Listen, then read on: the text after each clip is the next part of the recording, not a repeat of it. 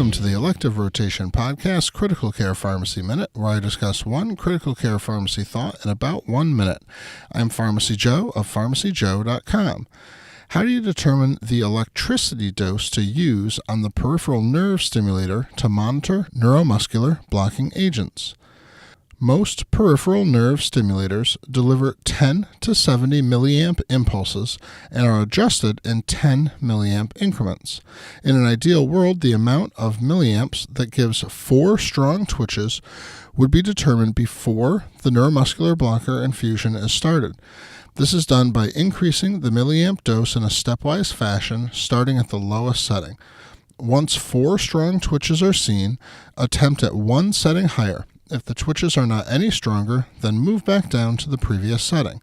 Here's an example. 4 strong twitches are seen at 20 milliamps. 30 milliamps is attempted, and the twitches are no stronger than at 20. The patient's train of 4 then becomes assessed at 20 milliamps. For more on how to use, dose, and monitor neuromuscular blockers from a pharmacist's point of view, check out the training video in the Hospital Pharmacy Academy. To sign up, go to pharmacyjoe.com/academy.